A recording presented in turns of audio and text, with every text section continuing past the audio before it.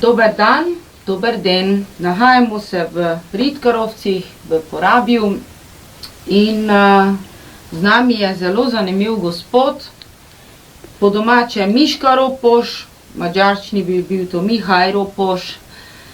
Rojeni ste leta 1932 in mi smo sem prišli, ker nas zanima vaša življenjska zgodba. Smo prišli iz Ljubljane v okviru projekta o mejah, o vojni, o zgodovini teh krajev. Nas zanima, kaj nam imate povedati prebivalci, kot ste vi. Jaz sem Darja, sem zgodovinarka in na moji levi je kolega Atila, zgodovinar. Tukaj nas je več zgodovinarjev in mogoče bi vam jaz kar predala besedo, kajti slišali smo, čuli smo, ko ste vajeni kamere, pa ko znate nekaj o sebi povedati sami od sebi. Gospod, prosim. Ja, prosim, z mojo celo življenje želite povedati, povem? Vi ste se rodili, živite na Ritkarovcu, ampak ste pa ne tu rodili. Kje ste se rodili? Nam pa to povejte. Ja.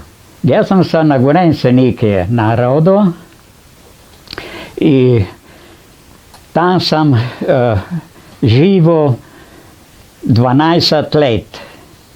12 let sem na Gorenjsku bil tak, ko so moji starši so rano umrli.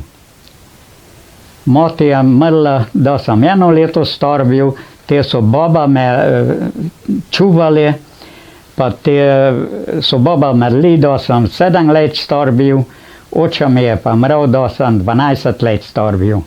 No pa te so od tistega kraja sem v kraj prišel, ko je bojna se teže krepko, bilo so se šli, ničega mira ne bilo, ne je bilo več cukerne sol, tisti so dobili, stari so za Hitlera so prodali. Ja, partij. Ja. No, na Gorenjsku je te veliko srmotstvo bilo. Jaz sem tako brez istorišov, ko je ves eden človek bil star kot župan. Župan. Ja, bil. Ja. No, tisti zdaj so se pogučavali, ko ste da tetom leh napravijo, pa te so forov dali, forov pri popi, a tam so te tako služili.